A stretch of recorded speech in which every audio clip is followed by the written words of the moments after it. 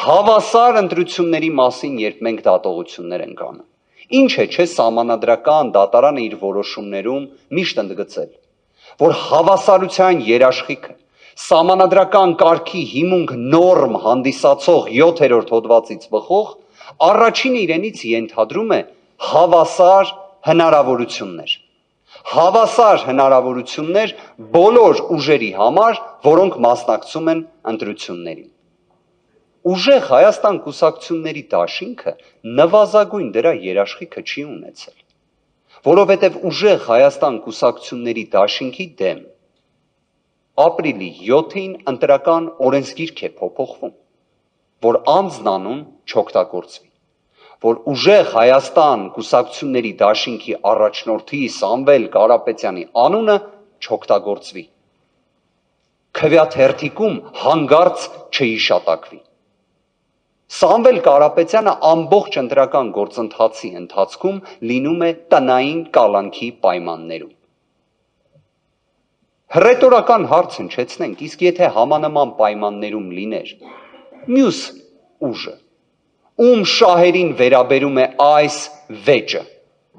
առավելապես ում շահերին վերաբերում է այս վեճը, արդյոք կլիներ ընտրության արդյունքները այնպիսին, ինչպես հրապարակել է Կենտրոնական ընտրական հանձնաժողովը։ Թույլ տվեք ես ինքս պնդում կատարեմ, որ ոչ։ Հավասարության տեսանկյունից երբ խոսում ենք, բարձր դատարան, արդյոք կարող էինք նաև մենք, որպես ընտրություններին մասնակցող ուժ, ևս փետրվարի 7-ին հաջորդած ժամանակահատվածում, օրինակ, նպաստները բարձրացնեինք։ Կարող էինք, թե ոչ։ Թե դրա մենաշնորհը պատկանում էր մեկ կուսակցության։ Պատասխանը ակնհայտ է։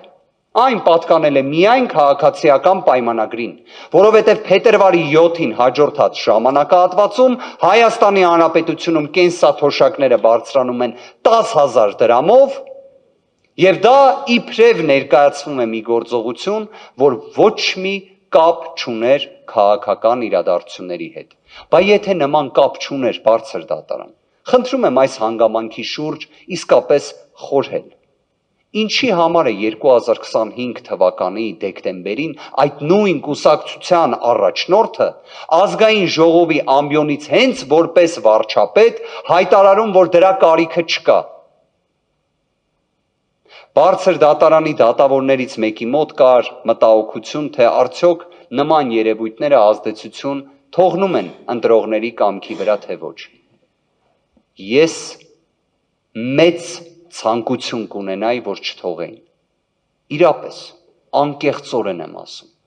բայց երբ Հայաստանի Հանրապետությունում ծայրահեղ աղքատությունը, աղքատության ցուցանիշը այնպիսին է, ինչպիսին կա, հավատացեք 10,000 դրամը, էական ազդեցություն թողում է ընտրության արդյունքների վրա, ընտրողների կամքի ձևավորման վրա։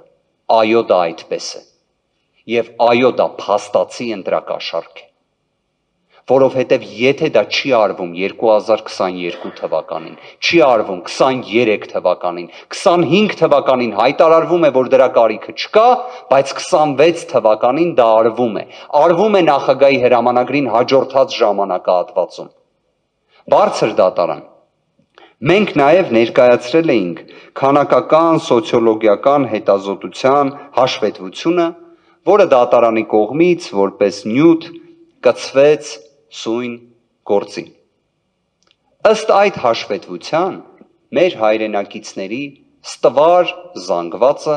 նշված ռեֆորմը ընկալել է հենց քաղաքացիական պայմանագիր կուսակցության հետ։ Եվ ամբողջ խնդիրը ինչումն է, որ այդպես չպետք է լիներ, որովհետև Հայաստանում ընտրությունները պետք է լինեին հավասարության պայմաններում,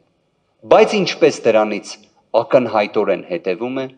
այդպես չի եղել։ Բարձր դատարան նաև շատ քննարկվեց դատաքննության ընթացքում հակակոռուպցիոն կոմիտեի գործողությունների հարց։ Հարուցված քրեական վարույթներ, մեղադրյալներ,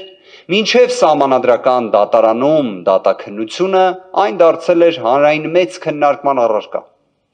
առայն որ նշված երևույթը էական ազդեցություն է ունեցել ընտրության արդյունքների վրա։ Դատաքննության ընթացքում պարզվեց, որ այդ նույն հայտարարությունների հեղինակները այդպես չեն պնդում։ Քավլիցի։ Մենք այլ կոնտեքստում ենք այդ հարցին մոտեցել։ Մենք մոտեցել ենք այն կոնտեքստում, որ նշվածը դասական իմաստով սև PR-ի գործիք է հանդիսացել։ Օրինակ, հակակոռուպցիոն կոմիտեն կամ դատախազությունը բնավ չէին խոսելու նրա մասին, թե այդ նույն քրեական վարույթների, կալանքի միջնորդությունների ինչ մեծ զանգված հիմնավոր կասկածի բացակայությամբ մերժվել է, բայց դրա մասին հաղորդագրություն չի տարածվել։ Դատաքննության ընթացքում մենք ապացուցեցինք, ինչպես է հնարավոր մեկ անձի վերաբերյալ հրապարակել ձայնագրություն, վերագրել մեղադրանք, վերագրել դրվագներ, այնուհետև դրվագներից մեկը ընդհանրապես կարճվում է, մի մասով քննությունը շարունակվում է, բայց դրա մասին մեր հայրենակիցները չեն իմանում։ Բացասական նստվածքը մնում է։